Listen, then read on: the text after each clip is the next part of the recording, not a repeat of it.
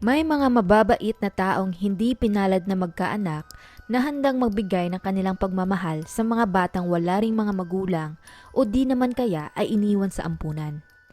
Ngunit paano kung ang sariling batang inampon at pinalaki mo ay siya rin palang tatapos sa iyong buhay? Magandang araw at welcome mga kakwentuhan. Sa mga taong mahilig sa mga true stories, true crime at kakaibang kwento, please subscribe and turn on ang notification bell para lagi kayong updated sa ating mga videos.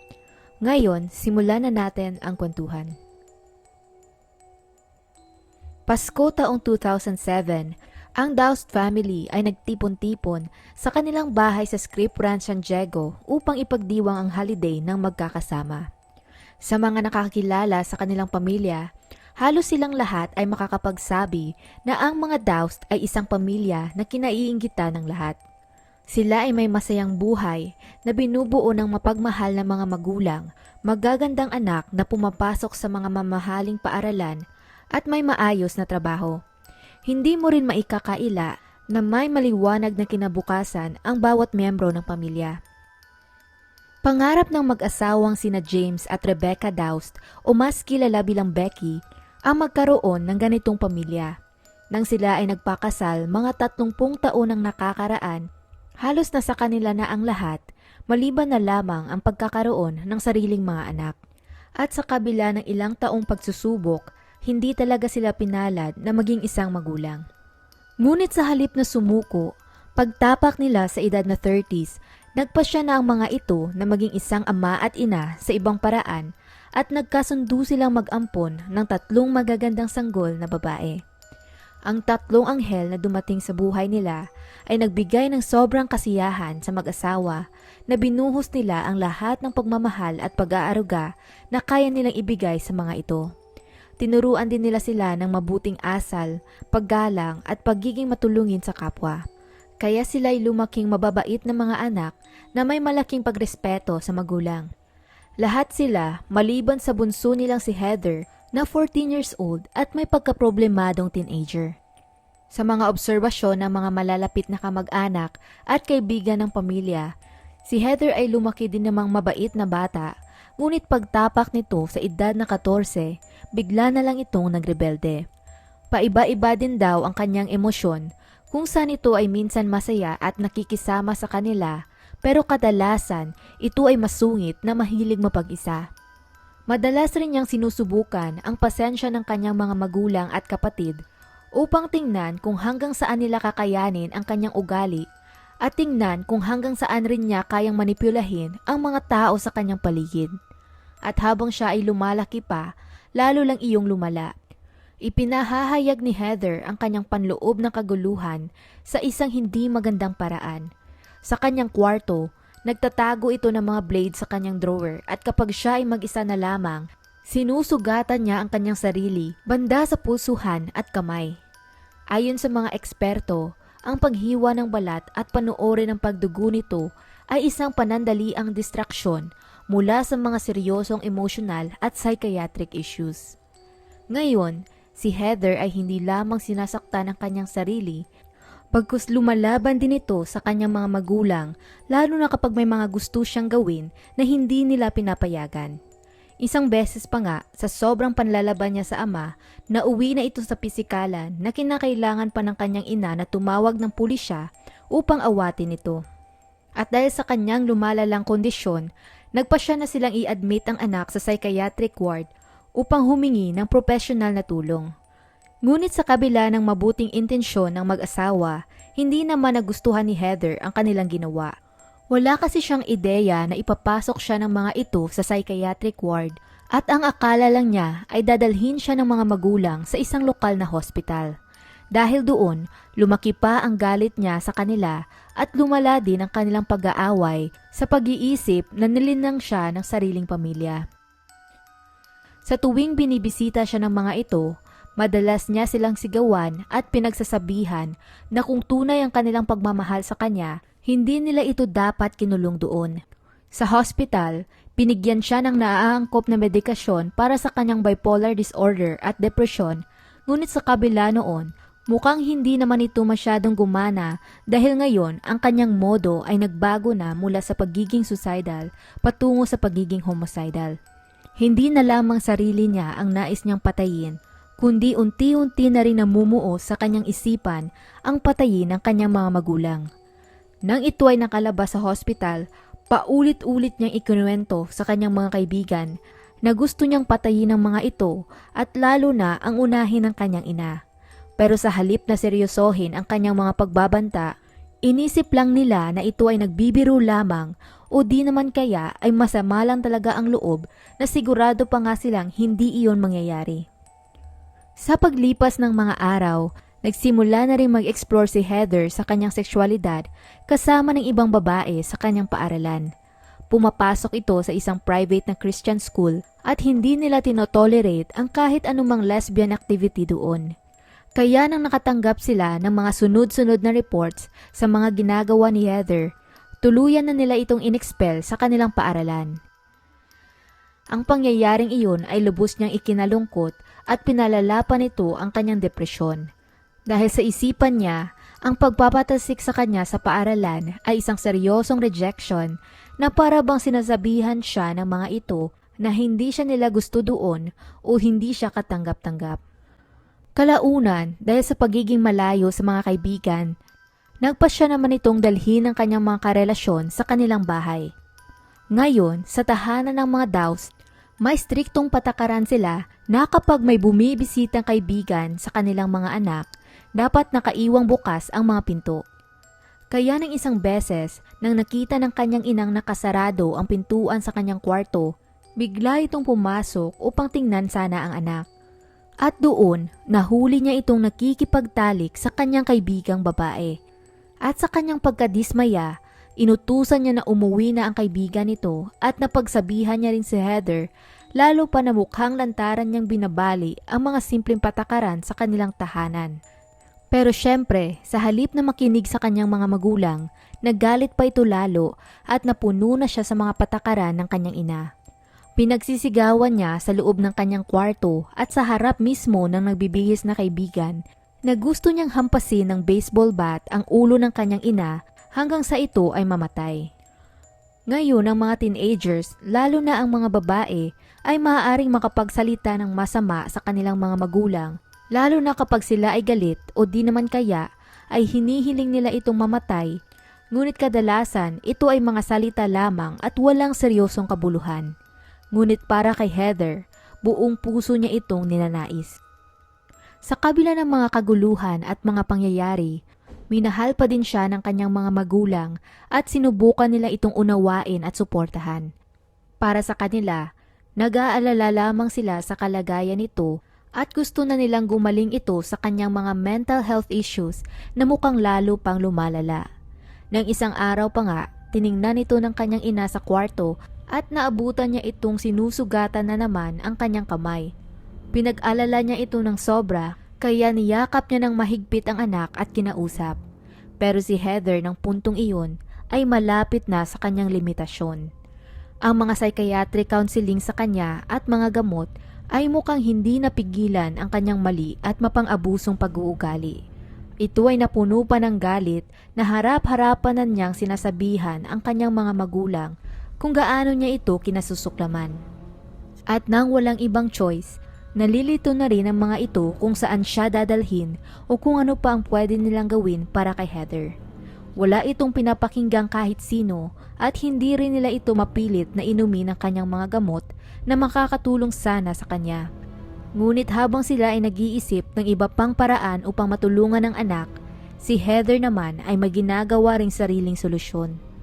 Sa kanyang kwarto, tahimik itong nagre-research ng mga bagay kagaya ng batang mamamatay tao, mga anak na pumapatay, at mga batang pinapatay ang kanilang mga magulang.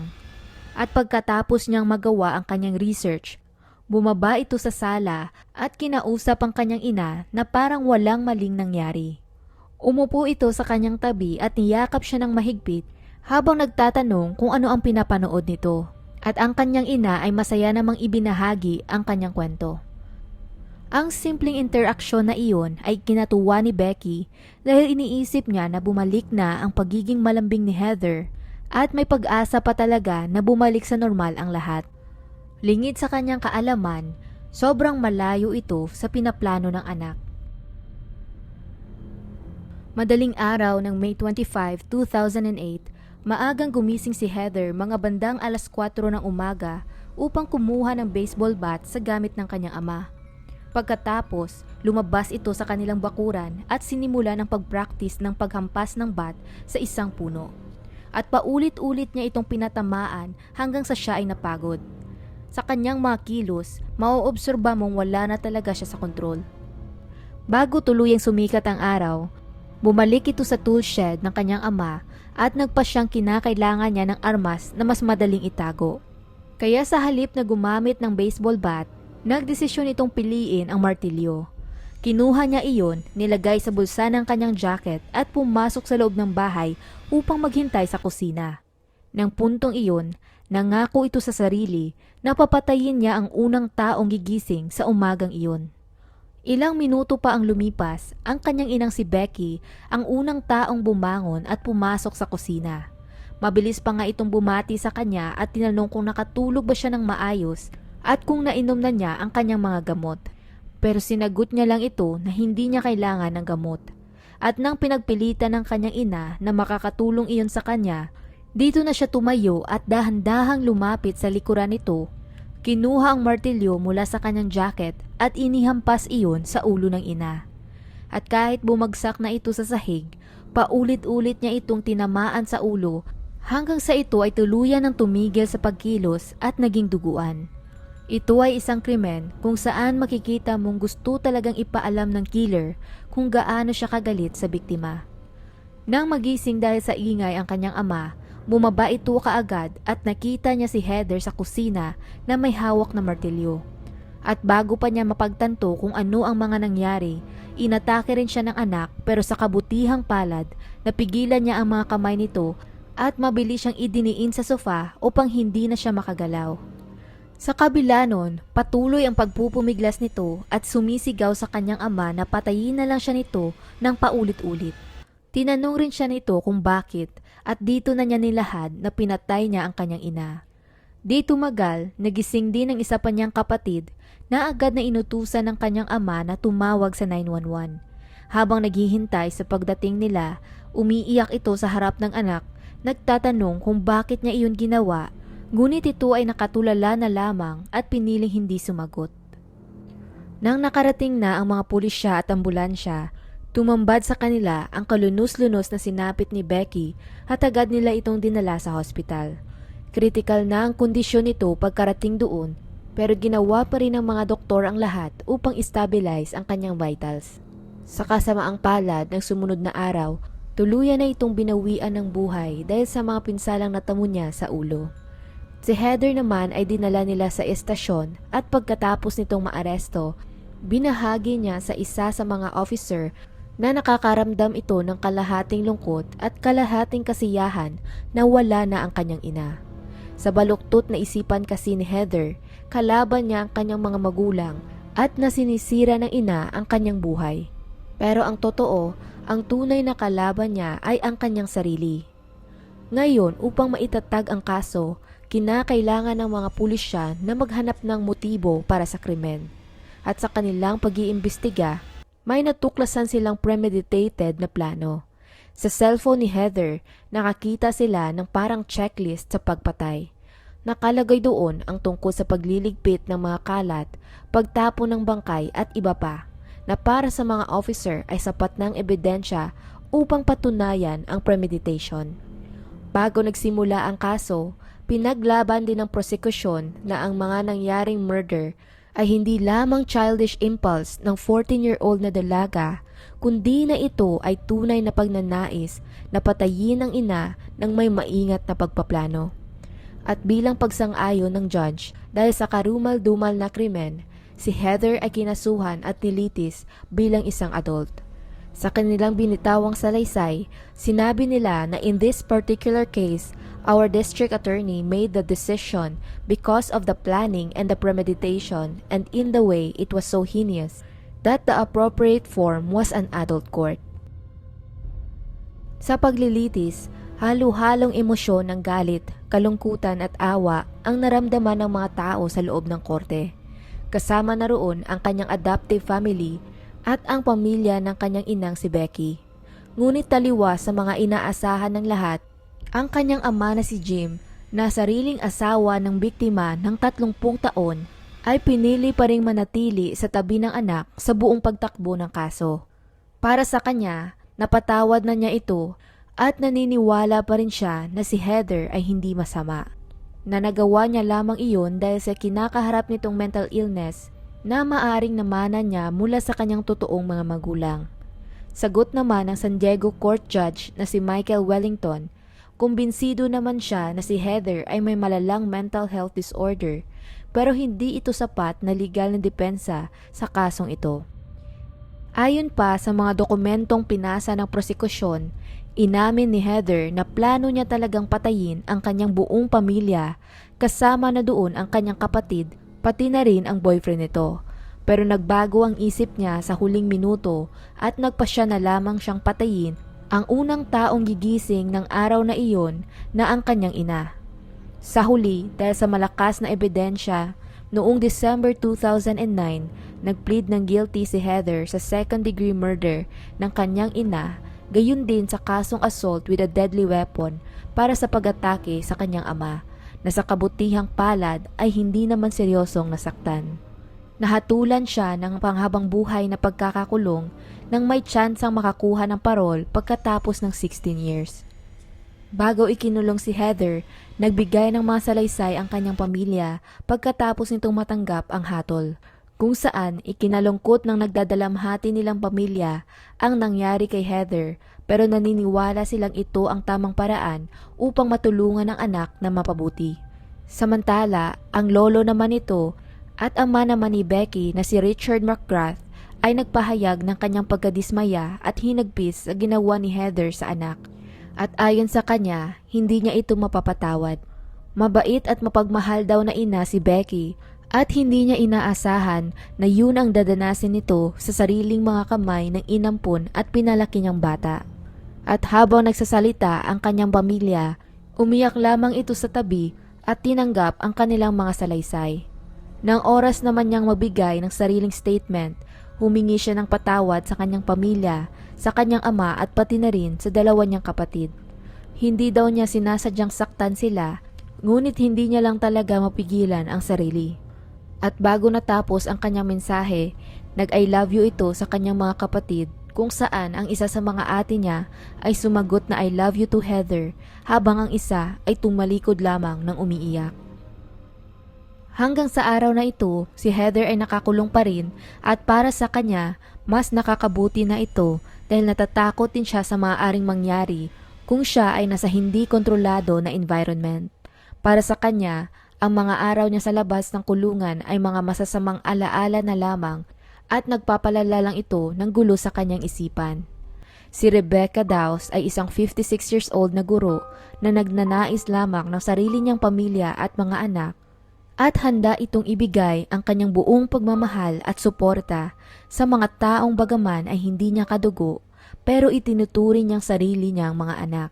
Nakakalungkot lang na ito ang kinahinatnan ng lahat dahil hindi lamang sila nawalan ng ilaw ng tahanan kundi matagal-tagal din ang kinakailangan nilang panahon upang maghilom ang kanilang mga sugat.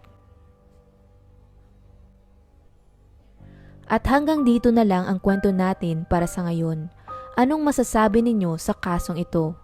Kung nagustuhan nyo ang video na ito, please like, subscribe, and maaari mong i-check ang ating channel para sa iba pang mga kwento. Muli, salamat sa inyong pakikinig at hanggang sa susunod mga kakwentuhan.